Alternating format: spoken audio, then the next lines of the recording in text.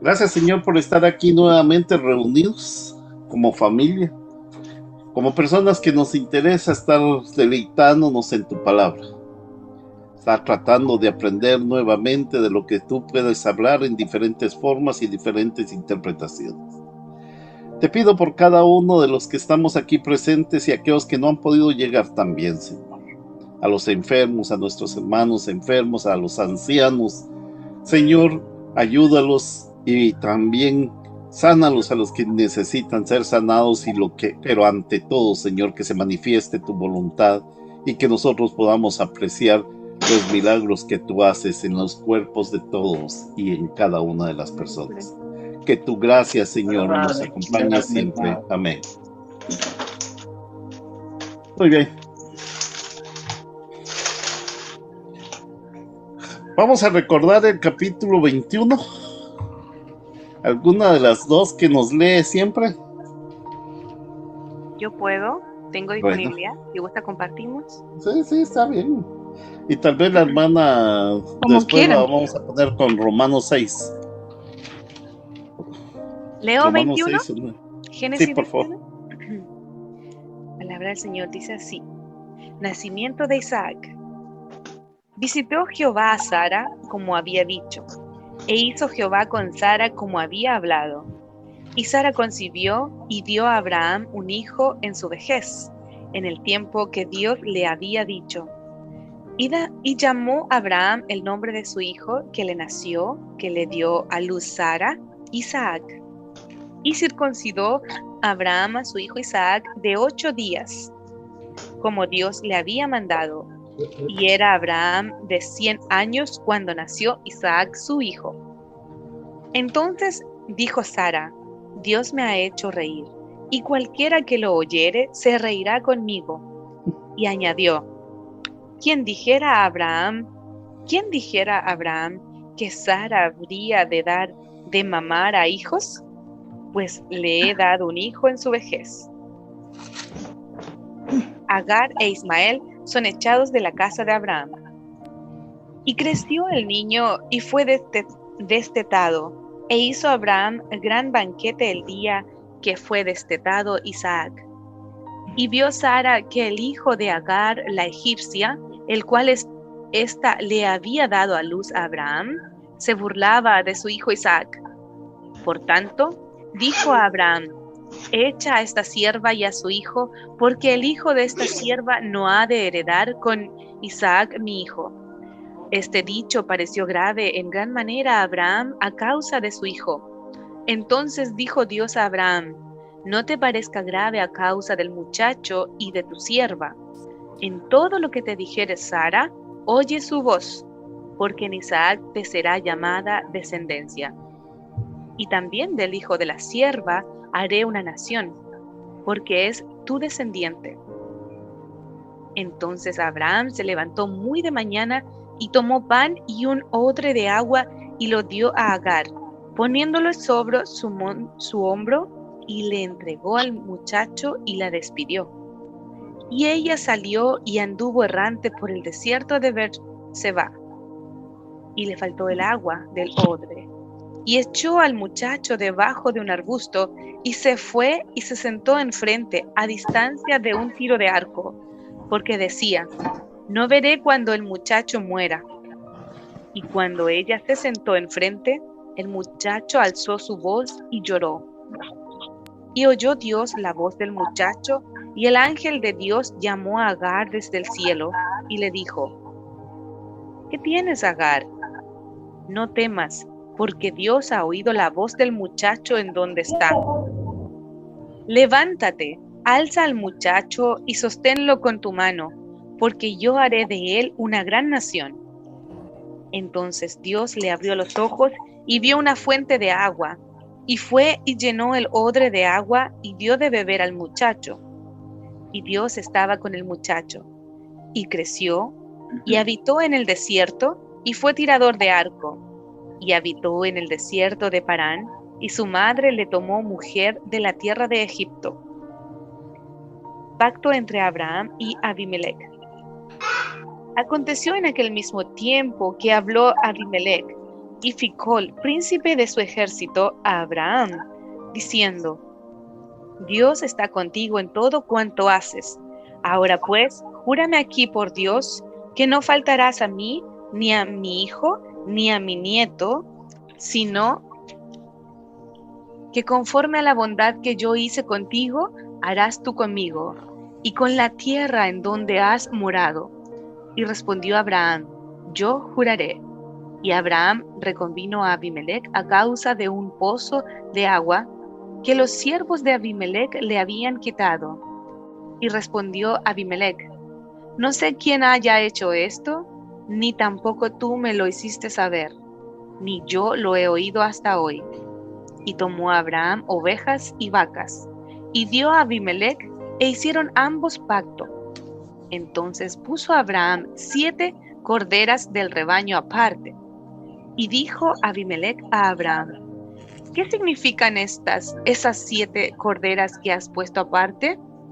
Y él respondió: que estas 7 corderas tomarás de mi mano para que me sirvan de testimonio de que yo cavé este pozo. Por esto llamó a aquel lugar Beerseba, porque allí juraron ambos. Así hicieron pacto en Beerseba, y se levantó Abimelech y Ficol, príncipe de su ejército, y volvieron a tierra de los filisteos. Y plantó Abraham un árbol tamarisco en Beerseba, e invocó allí el nombre de Jehová, Dios eterno. Y moró Abraham en tierra de los filisteos muchos días.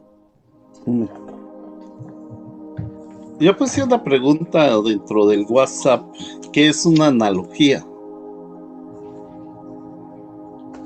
Es una Patricia es muy pica, metáfora. es muy detallista en eso. ¿Qué es una analogía? Analogía es una metáfora. Ahora, ¿qué es una metáfora? Nos está hablando, me está hablando en inglés y me lo tradujo en francés. No. Es tomar una metáfora, es como meta, viene como del mar. Recuerda que meta es más que todo utilizar como ambiente, como animales para explicar algo o no de poner nombres. Pero analogía. César está ahí con ganas de decirme que es una analogía. Si no, búsquenlo ahí, alguien más que lo busque por internet. Pero Patricia, por favor, que me dejó ahí. Jesucristo hablaba en metáforas. Jesucristo hablaba mucho en metáforas. Pablo habla mucho en analogías.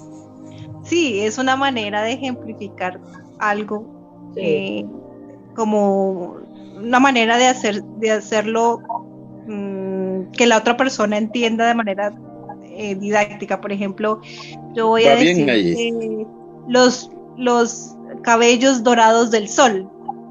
Pues todos sabemos que el sol no tiene cabellos, pero se está refiriendo ¿a qué? Pues a los rayos, ¿sí? Sí.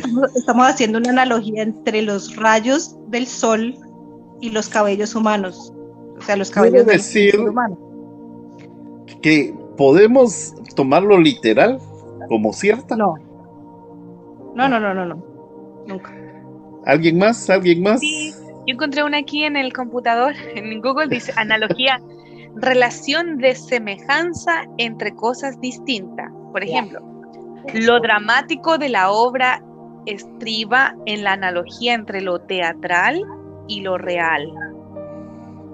Después dice, procedimiento lingüístico mediante el cual se crean palabras o expresiones nuevas o se transforman otras que ya existen con el fin de acomodarlas a un determinado modelo, en especial morfológico. Ahí yo no sé qué significa morfológico. Bueno, si alguien tiene Wikipedia, Wikipedia es más fácil, aunque la información no es exacta, pero en este caso sí, Wikipedia nos puede ayudar un poquito más a entender qué es una analogía. ¿Por qué tanto me interesa analogía? Porque lo que hoy les voy a tratar de compartir es una interpretación como considerando la analogía como algo verdadero, como algo doctrinal. O sea, tratan de fundamentar Génesis con una analogía que está hablando Pablo en Romanos, pero no me voy a adelantar. Pastor, ¿puedo leer lo que dice Wikipedia? ¿Sí? Chiquito. Sí, el chiquito. Sí, dice: analogía, propiamente dicha, es aquella palabra o discurso en sí que es unívoco, pero es usado de tal manera que, conservando el significado propio, en el uso análogo adquiere un significado o un sentido figurado en relación con el significado propio como término de comparación. Difícil, ¿no? Hermano César me dejó hablando solo. Hermana Marina, ¿usted quería decir algo? No, perdón. Que es mucha cosa para decir lo mismo. Mucho Gregre para decir Gregorio. Esa es una analogía, precisamente lo que usted dice, de decir muchas cosas para decir algo simple. Sí. Entonces, sí. El diccionario español dice representación figurativa de una idea. Eso es todo. Figurativa es que no existe. Hermano, bueno, como ejemplo, no sé si podría ser, cuando estoy mal, no sé, igual y me corrigen, hermano, sería, por ejemplo, siento que el mundo se me viene encima. Por ejemplo, una frase así, ¿no? Sí. No, sí. Realmente literal no significa que se me esté viniendo el planeta encima, ¿verdad? Sino que como que tengo muchos problemas o algo así, no sé. Así es. Pues ese es... y miren, una de las cosas que debemos de entender es que Romanos, el libro de Romanos, está utilizando la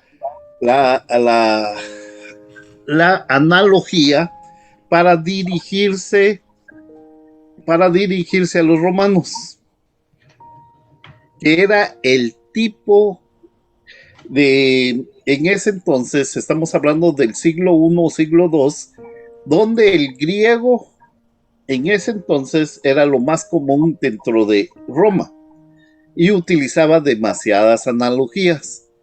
Por eso es que Pablo está utilizando la analogía para explicarles un poco del Génesis, pero eso viene después. ¿Alguien puede decirme algo de lo que aprendió acerca de Génesis 21, ya quitándonos la analogía de ahí?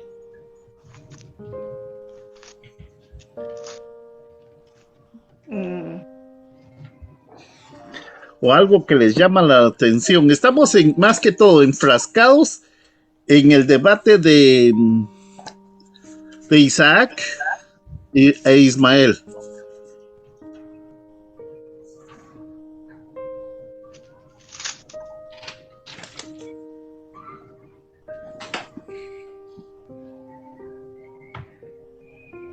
Sí, pastor, a mí me llama la atención cuando, Sara le dice, por favor, ¿puedes desechar a Agar con su hijo, a Abraham? Y Abraham obedece, pero aún así le fue a consultar a Dios, ¿verdad?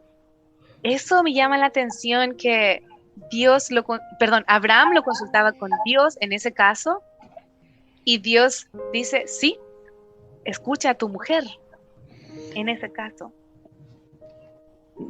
Sí, cuando usted dice que Dios habló con Abraham, he tratado estas últimas semanas de hablar un poco de la oración en diferentes términos, pero nada más que el hablar con Dios es de lo profundo de su ser.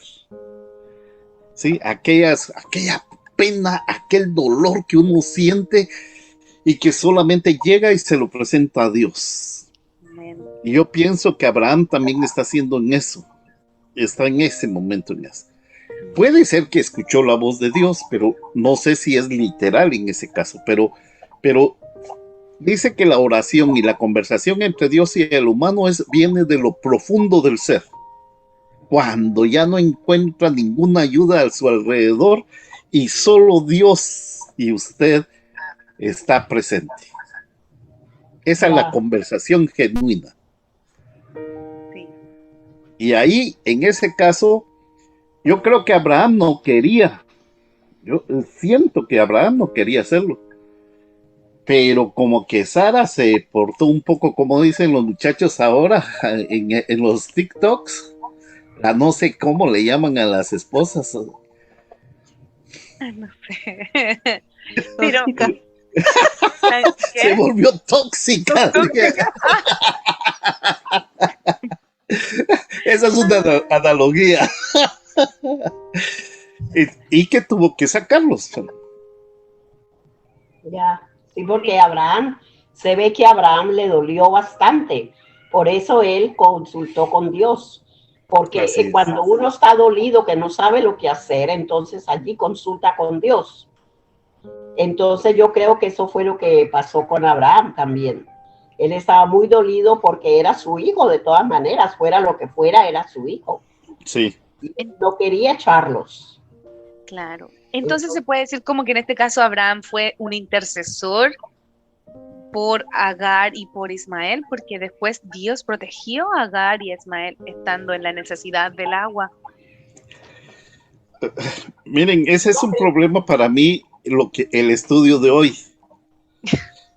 Porque van a estar ustedes escuchando que el autor del estudio, que no soy yo precisamente, habla muchas cosas, pero espeluznantes en contra de Agar y de Ismael. Como que asumiendo que Dios desechó a Ismael por ser hijo de la carne y del pecado. Y que Isaac era el hijo de la promesa y el hijo espiritual. Se recuerdan que la última vez les di un estudio liberal de la otra manera, de la otra cara de la moneda, y hoy les traigo la otra cara de la moneda. Pero esto me creó muchos problemas para enfrentarlo. Pero eso es lo bueno de los estudios. Pero yo no creo que Dios haya desechado a ninguno de los dos porque son hijos de promesa, los dos. No. Los dos son hijos de promesa. Que uno fue ayudado. Somos re buenos los seres humanos para ayudar a Dios. Ayudar. A veces es común que sin uno querer, ¿va? Dice, Señor, yo quiero ayudarte a componer el mundo. Sí. Y después cuando uno está en la noche dice, Señor, ayúdame a componerme. Claro. Eso es una, ¿cómo dijo la palabra que estábamos haciendo? Analogía. Pero en ese caso, yo no creo que ninguno haya sido desechado como de bien o de mal en ese caso. Ese es mi punto de vista. Yo soy un poquito más abierto. Hermano César, hoy se me está durmiendo, hombre. Hoy no está ayudando. Estoy despierto, hermano. Estoy escuchando. Yo pienso que los dos estaban en los planes de Dios. Amén. No sé si estoy equivocada, pero a mí me parece que los dos estaban en los planes de Dios. El uno era el hijo de la promesa que Dios le había prometido, a pesar de que Sara era vieja. Pero el otro también, yo pienso que Dios sabía lo que iba a hacer Abraham. No, yo no creo que Dios no sabía. Dios sabía todo. Él sabe todo. Sí, pero especialmente las religiones en América establecen de que Ismael es fruto del pecado y que tenía que ser abandonado. Y precisamente hoy traigo en colación más o menos un estudio de esta área. Y a mí me parece absurdo considerar que Dios haya separado a un hombre o a una persona simplemente por el pecado, digámosle así, por el pecado de otros. Porque en sí la mamá no pecó. No. Ella obedeció a su ama. A su ama. Amén, sí. Pero ahí la que pecó fue Sara. Sara, porque entregó, claro. Ella no obligó, pero le dio a la sirvienta a al esposo, ¿no? Sí. Y entonces, ¿cómo Ismael se dice de que no es hijo de carne, sino espiritual? Si la que ese es el conflicto que me encuentro y que me he encontrado durante la semana. Y a veces me pongo loco aquí a gritarme yo mismo. Pero pues, yo quería comentar algo, hermano. Bueno, no sé, también es de eso se trata ahorita, ¿va? Que todos nos edifiquemos. Veo como que el Señor permite que haga esto Sara, que permite que los echen fuera a Agar, pero no tanto porque realmente diga Dios, es correcto que pase esto, sino también para que, ¿cómo decirlo? A veces también son consecuencias de errores que cometemos. Por ejemplo, Abraham y Sara cometían pues ese pecado, ese error, ¿verdad? Y entonces ahorita cuando dices Sara, la que lo obliga a meterse con esta muchacha, ahora le está diciendo, ahora córrela. Entonces permite Dios que haga eso para también muchas veces nosotros reflexionar y pensar qué estamos haciendo, ¿no? Porque también Abraham sufre porque de cierta forma él por escuchar a su mujer, ¿no? Sí, por escuchar a su mujer las dos veces.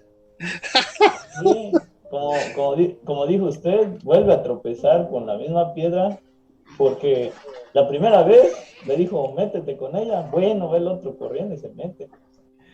Y no espera pues la voluntad de Dios, no se detiene a pensar en la voluntad de Dios, cuál es la voluntad de Dios, y se mete con esta muchacha. Y esta segunda vez los tiene que correr y le duele, porque sabe que es un pecado también que cometió. Aparte de ser un pecado contra Dios mismo, es un pecado con la ley judía. Ah, sí. Porque no podían ellos sacar a la esclava que tenía un hijo del patrón. Era pecado, tanto de la ley del hombre como la ley de Dios. Porque Dios les había ordenado de darles cobijo, de protegerlos. Y esa es una de las cosas. Y Dios permite todas estas imágenes, porque al fin y al cabo, y eso lo van a ver en mi siguiente, sigo con la oración, que ya están planificadas dentro de la Biblia. Lo que digo es de que todas las cosas no deben de verse más que la soberanía y la presencia de Dios. No Abraham, ni Sara, sino es Dios. Porque estos dos ya habían echado a perder otra vez la humanidad que habían tratado de recomponer a través de la destrucción de Babel y otras cosas, ¿no? Y ahora los mismos, los más santos, vienen y destrozan la humanidad.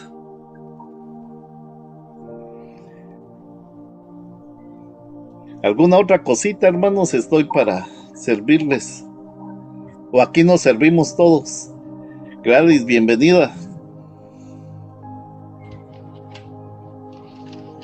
Gracias. Si es que lo tengo sin micrófono, porque ahorita llegan aquí a la casa los dueños y entonces empieza la bulla. No se preocupe. Solo quería... Llegué tarde porque estaba en Toronto mirando un apartamento, un cuarto. Entonces llegué aquí tarde, estoy acostumbrándome a las salidas y entradas del GO-Train. Qué bien. Pero espero que haya tenido suerte. No. Lo lamento. Bueno, okay. Dios le está guardando el mejor lugar. Correcto. Ahí seguimos. Va. Okay. Con permiso, vamos a seguir entonces. ¿Alguien más quisiera contribuir con algo?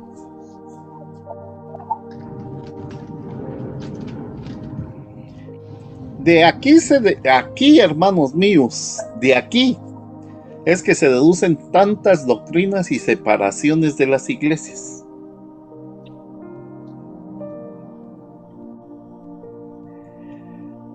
especialmente de las dos religiones más importantes del mundo, la cristiana y la musulmana. Y aquí se separan. Este es el punto donde se dividen las dos religiones más importantes del mundo. Que Dios es también Dios de los musulmanes, pero no el Dios, no como el Dios judío que interpretan los judíos. Y esto hasta conflictos de guerras y de diferencias, ¿no? Entonces, ¿hay algo o entramos al estudio? Antes de que entremos al estudio, les doy 2 minutos máximo.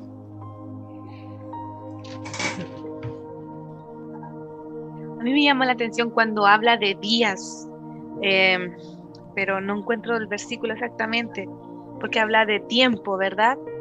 Al hablar de tiempo dice días.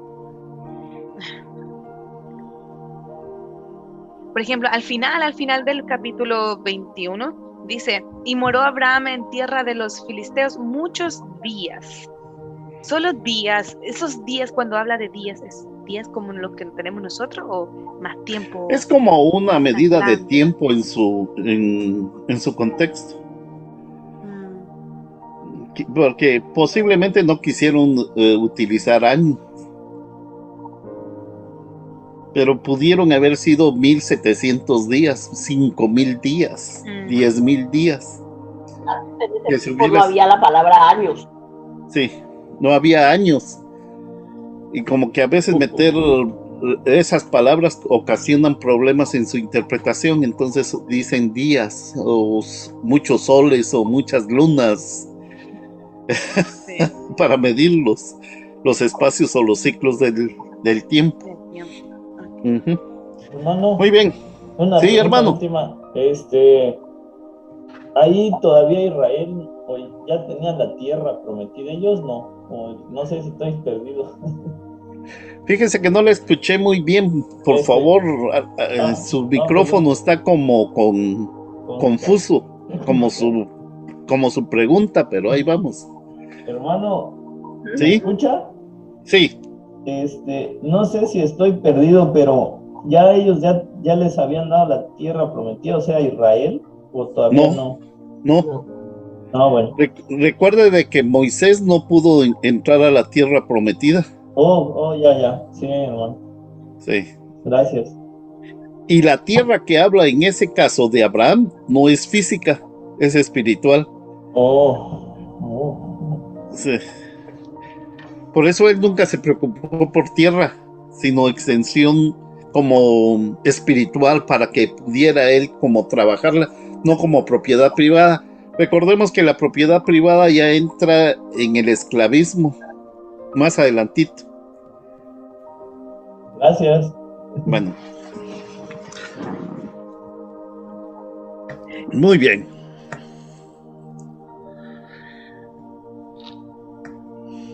El hijo de la promesa. Abraham y Sara habían estado en un gran suspenso desde que se les anunció en Génesis 12 del que el Señor iba a cumplir sus promesas para convertir a Abraham en padre, el padre de muchas naciones. Y tenían mucha esperanza en el nacimiento de Ismael. Pero esto no constituyó todo el plan de Dios para la extensión de la familia del pacto. Y nosotros hemos estado esperando pacientemente durante casi 10 capítulos y durante un cuarto de siglo para que la duda se empiece a aclarar. Y tal vez se sienta así a medida que avanzamos lentamente a través de estos capítulos de Génesis. Hay cierta decepción, pero la idea es centrar la atención en el Creador y no en la criatura. En estos últimos capítulos hemos cubierto algunos de los pasajes más tristes de todo este libro y de toda la Sagrada Escritura. Llegamos a Génesis 21 y se nos habla del nacimiento de Isaac. Un nacimiento que hemos estado esperando durante muchos capítulos. Y sentimos la alegría del nacimiento de este hijo, que su nombre significa risa. Este fue el nacimiento prometido de un hijo de Abraham y Sara por parte de Dios. Pero Moisés en este caso nos habla en este capítulo que puede hacer sentir que una bendición es para un sector, pero también puede ser el origen de un mal o de un éxodo para otro. Y estoy siendo amable con la forma en que lo describí, ya que con el nacimiento de Isaac, la ruptura o la división de la familia de Abraham conlleva una separación muy dolorosa de los caminos de las dos familias o de un solo padre. El capítulo se divide fácilmente en dos partes. Los primeros 7 versículos del 1 al 7 tratan del nacimiento de Isaac y luego del 8 al 21 la expulsión de Agar e Ismael de las tiendas de Abraham. Hoy, a partir de ahorita, vamos a ver un análisis de diferente forma de ver las cosas. ¿Cuál de las dos es la verdadera? No lo sé, pero se los dejo a su discreción para que usted saque sus propias conclusiones. Primero, en los versículos 1 al 7, es el momento de demostrar que Dios guarda su palabra, que la larga espera llega a su fin con el nacimiento de Isaac. Y nos sorprende el énfasis en el cumplimiento de la palabra de Dios en el versículo 1 y 2. Aquí hay 3 cosas importantes. En primer lugar, es importante tener en cuenta que estas palabras que estoy usando en el sermón de la oración, que la bondadosa y la buena providencia del Señor está específicamente en Sara en este momento. A pesar de todo, parecía imposible que los que rodeaban a Sara, para ellos, podrían haber parecido que el Señor estaba en su contra, o se lo estaban diciendo siempre, ya que ella nunca podía tener hijos. Así que ella había tragado mucha saliva e inconformidad por mucho tiempo. Quizás fue señalada y discriminada por su sociedad, ya que era un árbol seco. En el versículo 1 el Señor tomó nota de Sara, y luego estas palabras, como él había dicho, cumple sus promesas.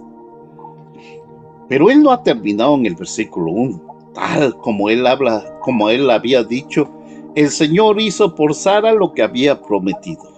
La palabra del Señor se cumple.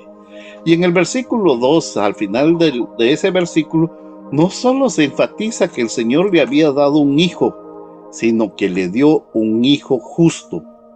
Aquí ya vemos un poco de discriminación de que podría haber sido que Ismael era un hijo injusto. Y así, 3 veces en los primeros 2 versículos se enfatiza que la promesa de Dios, las palabras de Dios se cumplen en acción, en cosas materializadas, ya que él hizo en nombre de Sara y Abraham el hecho de tener un hijo. Acá la palabra hace sonar la realidad en la existencia, y por lo tanto sus promesas son inviolables, y es imposible que él no sea fiel a lo que él dice. ¿Se recuerdan del relato de la creación del mundo? Y Dios dijo y existió, y sus promesas no son diferentes a su creación. Así que hay un énfasis en el cumplimiento de la palabra de Dios acá. Además, el mismo nombre dado al hijo Isaac ilustra cómo el Señor ha dado la vuelta al reproche de Abraham y Sara y los ha convertido en bendición. Isaac, nombre que significa risa, va acompañado de esta frase: Dios ha hecho reír por mí y todos los que escuchan se reirán conmigo. Recordemos que la única risa que se había escuchado en la tienda de Abraham y Sara acerca de su descendencia como pareja era más de burla, una risa burlona.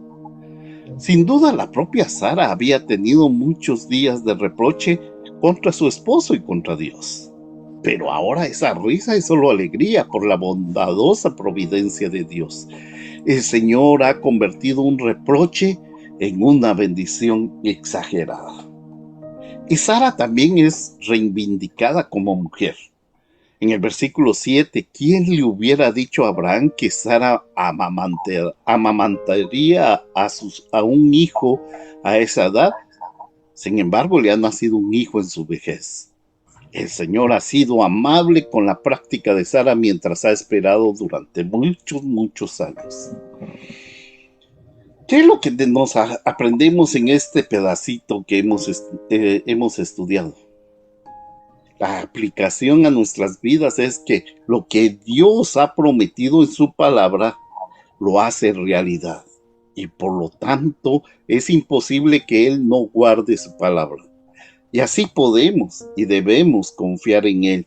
Todos nosotros, esta noche tenemos nuestros propios desafíos al confiar en el Señor.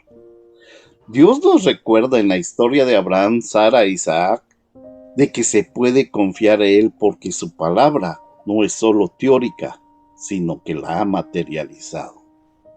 Si bien es cierto, la Escritura puede hacer pensar que una bendición para uno puede ser el origen del mal o éxodo para otro. Un viejo cristiano ha dicho que la oración creyente toma una posición sobre la fidelidad de Dios. Si no creemos que Dios es fiel, entonces será muy difícil para nosotros elevar la oración con fe. Y así, incluso cuando Abraham y Sara se regocijan por el nacimiento de su hijo, no podemos evitar ver en este pasaje que se regocijan en algo anterior al nacimiento de ese hijo. Y esa es la promesa de Dios de que ese hijo nacería en primer lugar.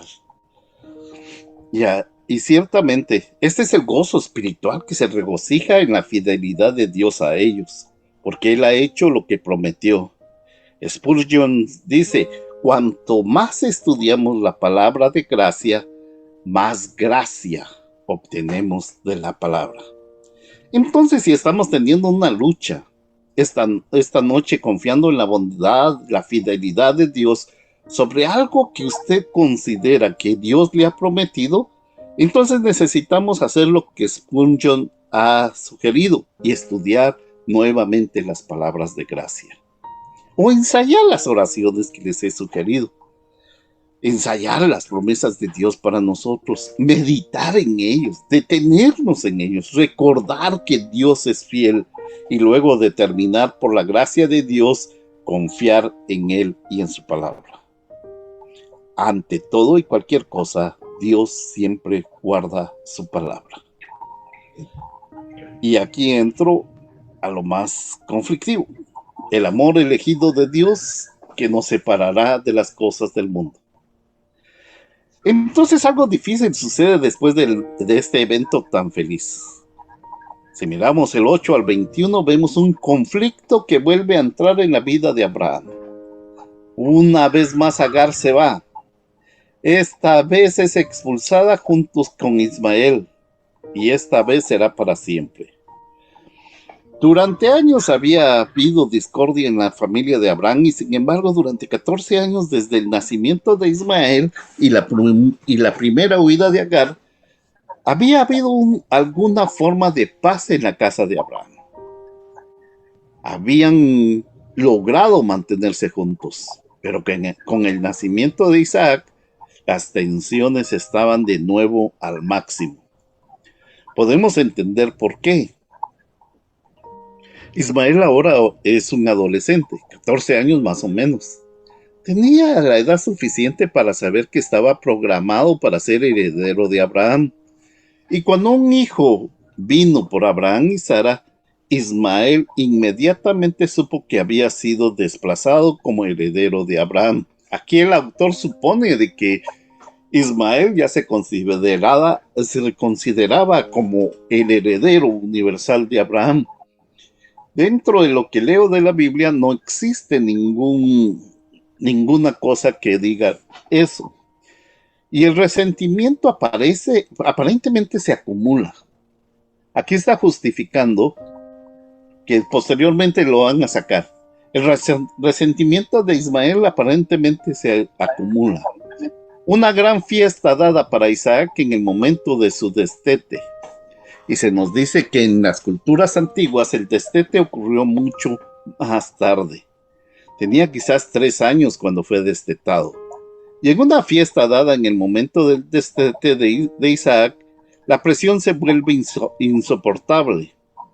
Sara ve a Ismael burlándose del pequeño Isaac. Hay un autor de apellido Erdmann que explica que las perspectivas y expectativas de Ismael se hacen añicos de repente. Había crecido hasta ser fuerte, confiado en que iba a heredar grandes riquezas y el poder de su padre. Ahora aparece el verdadero heredero con motivo de una gran fiesta dada en honor. Él es el culpable de insolencia, burla e insulto. Y Sara lo ve. Justificación completa para echarlo. Y Sara lo ve. Y así Sara inmediatamente exige que Abraham expulse a Agar e Ismael de en medio. Mientras lo hace, pronuncia algunas palabras muy importantes. Ella dice: el hijo de esta doncella no será heredero con mi hijo Isaac. Palabras quizás de bendición, pero de maldición para Ismael. Ahora bien, esto ya lo había borrado, pero lo quise mantener. Ahora bien, la escritura nos dice que esas palabras no son simplemente las palabras de una mujer enojada cuyo hijo ha sido herido y ridiculizado, sino que esas son en realidad las palabras de Dios que indican la diferencia entre Isaac e Ismael. Quiero recordarles esto en dos lugares, uno en el Antiguo Testamento y otro en el Nuevo. Si van ustedes al Salmo 83, indica que la división entre Isaac y Ismael no fue ni de lejos el resultado de una disputa familiar. Había un significado espiritual profundo en esa división. Alguien que me pusiera a leer el Salmo 83, versículos 5 y 6.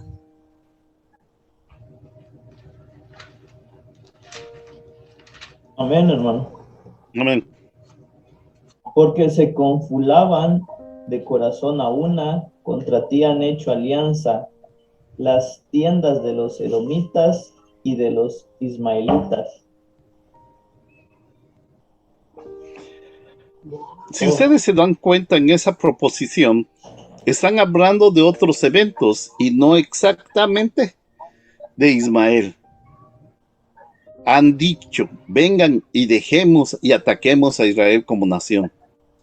Estas son las otras naciones que dicen esto acerca de Israel: que el nombre de Israel no sea recordado más, porque han conspirado juntos con una sola mente contra ti.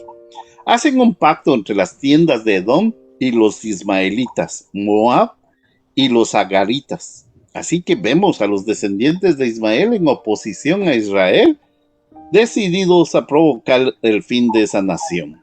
Así que incluso en el Antiguo Testamento la distinción entre Isaac y Ismael es más que un simple accidente de la historia. Pablo va a aumentar esto para nosotros. Si nos dirigimos a Gálatas 4, esto simplemente nos centraremos en el versículo 28 hasta el final del capítulo. Gálatas 4. Gálatas 4, versículo del 28 al final. Sí, amén. Así que, hermanos, nosotros como Isaac somos hijos de la promesa. Pero como entonces el que había nacido según la carne perseguía al que había nacido según el Espíritu, así también ahora. Mas, ¿qué dice la Escritura? Echa fuera a la esclava y a su hijo, porque no heredará el hijo de la esclava con el hijo de la libre. De manera, hermanos, que no somos hijos de la esclava, sino de la libre. Pablo está diciendo: no se sorprendan si la sinagoga te está persiguiendo. Ismael persiguió a Isaac. No te sorprendas si la simiente incrédula de Abraham te está persiguiendo. La simiente incrédula de Abraham persiguió a Isaac. Ahí está el argumento de Pablo. Pero continúa. Pero ¿qué dice la Escritura? Y note que Pablo dice: expulsa a la esclava y a su hijo, porque el hijo de la esclava no será heredero con el hijo de la mujer libre.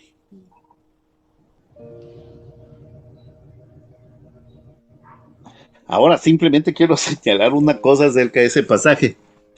Está claro que cuando Sara le pidió a Abraham que expulsara a Agar e Ismael, ella le estaba pidiendo que violara la ley de ese entonces. La ley actual, en la época de Abraham, al menos la costumbre, no permitía que un esclavo o una sirvienta e hijo de la casa fueran expulsados sin ninguna disposición. Disposición estoy diciendo con darle todo para que no muriera.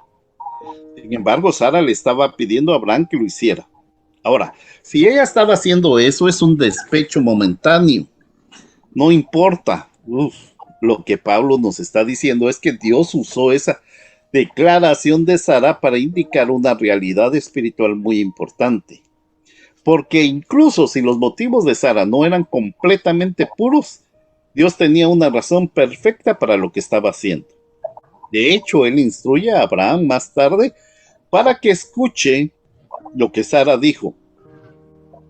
Porque Dios está usando a Sara como instrumento.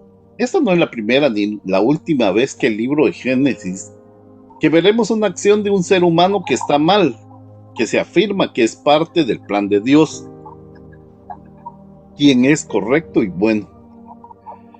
Pensemos en Génesis 50:20. Lo quisiste decir para el mal, pero Dios lo quiso para bien. Y una vez más, incluso si Sara está equivocada en sus deseos aquí, sus palabras, según Pablo, las mismas palabras de Dios que expresan un destino distintivo para Isaac y para sus descendientes en el pacto de gracia. Y así vemos que esta distinción entre Ismael e Isaac es más una disputa familiar, es una distinción entre las semillas naturales o carnales y otra que son espirituales. Y no prometió Dios a través de Moisés y no prometió Dios a través del registro de Moisés en sus palabras a Adán que pondría enemistad entre la simiente de la mujer y la simiente de la serpiente.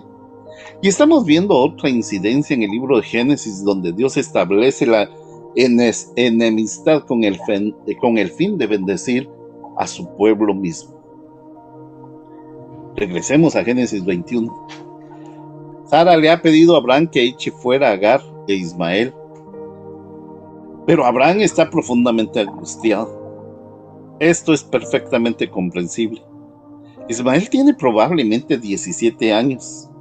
Hemos visto indicios todo el tiempo de que Abraham amaba profundamente a ese niño.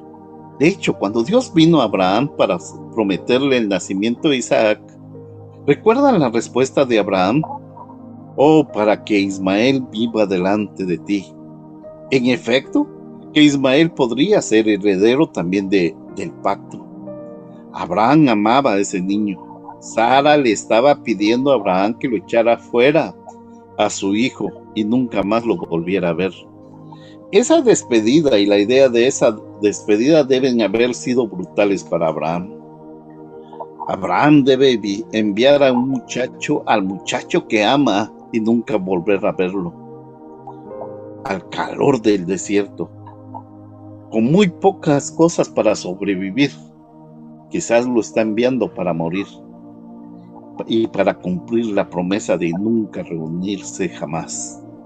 Y así Abraham está comprensiblemente angustiado. La ley no solo le impide deshacerse de Ismael sin una provisión, sino que su amor por su hijo le rompe el corazón ante la idea de perderlo.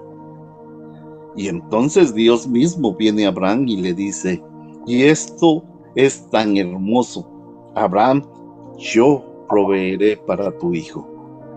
Sé que es difícil para ti entenderlo, lo que Sara está pidiendo, te está diciendo en este momento, pero lo que Sara te está diciendo es parte de mi plan. Así que quiero que la escuches y solo quiero que sepas esto. Proveeré para tu hijo, porque te amo, Abraham. Lo haré una gran nación. Lo protegeré. Y si así haces lo que Sara te ha pedido que hagas, por brutal que parezca, por desgarrador que pueda ser para ti, pero yo lo protegeré.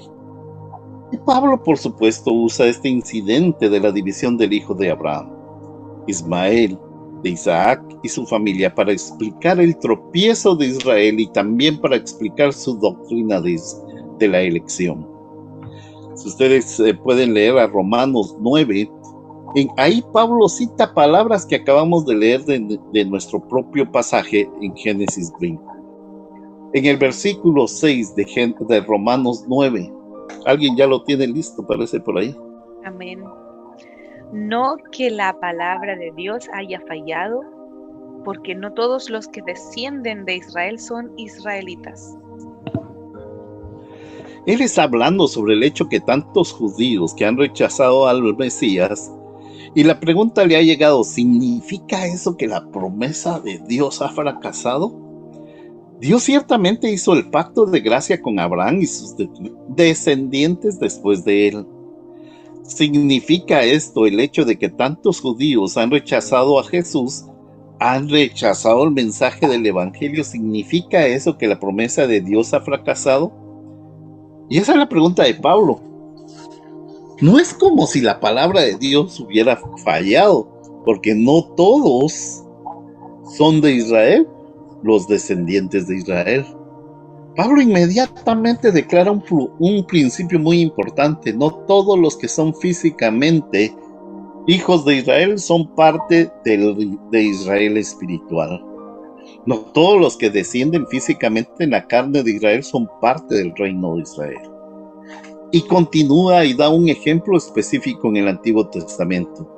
Él dice, tampoco todos son hijos porque son descendientes de Abraham, pero a través de Isaac tus descendientes serán nombrados.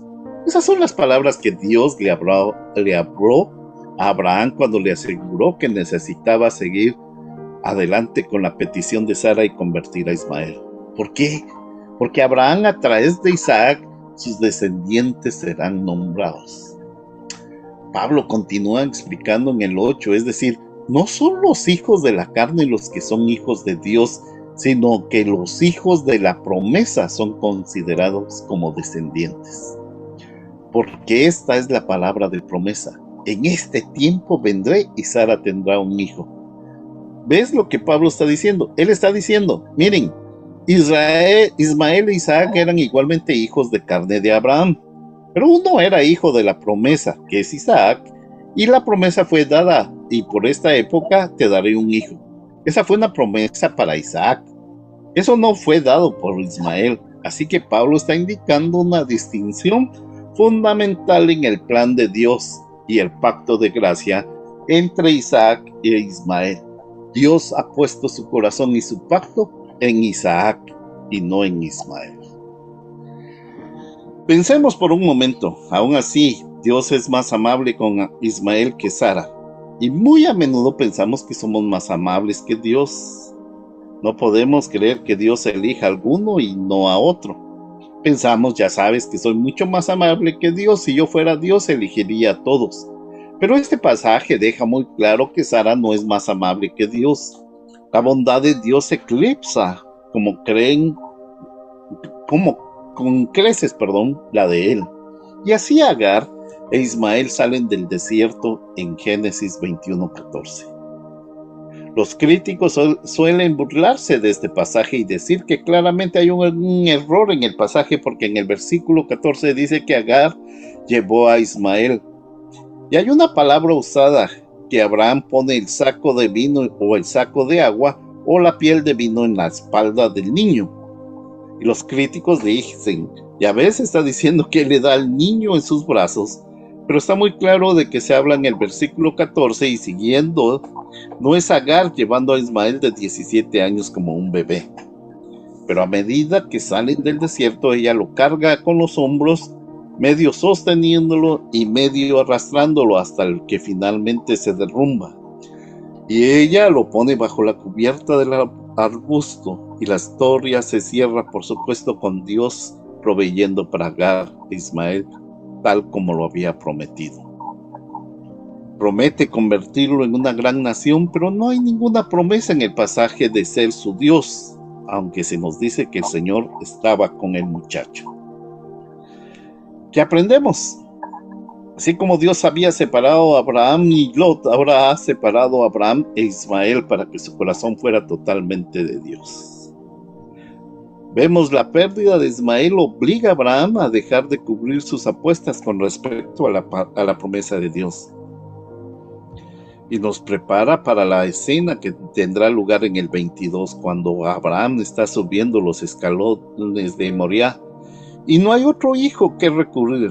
Ese hijo se ha ido. Dios lo ha limpiado del camino para que la fe de Abraham se construya en la misma prueba de fuego, confiando toda su esperanza en manos de Dios.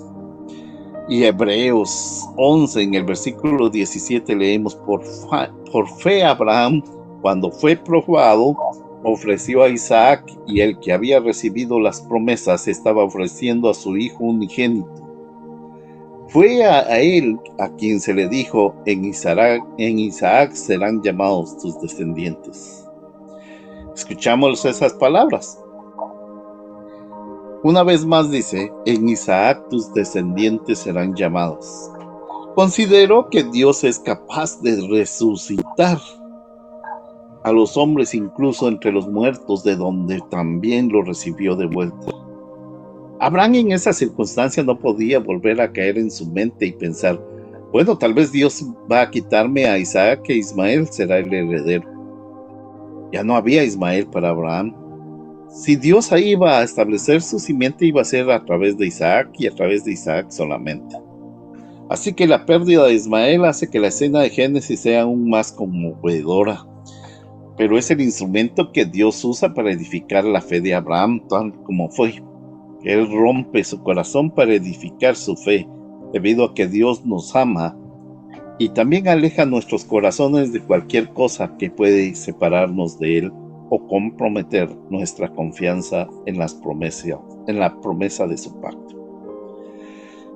Tal vez haya algo así en la experiencia de cada uno de nosotros esta noche. Algunos esperan, otros sueñan, algo de oración, y el Señor no provee esto. Piensa que el Señor está reteniendo algo bueno. Puede ser que, al igual que en el caso de Abraham e Ismael, el Señor más bien está preparándonos para la bendición y la edificación puramente de nuestra fe espiritual. Así que los invito a que confiemos hasta que veamos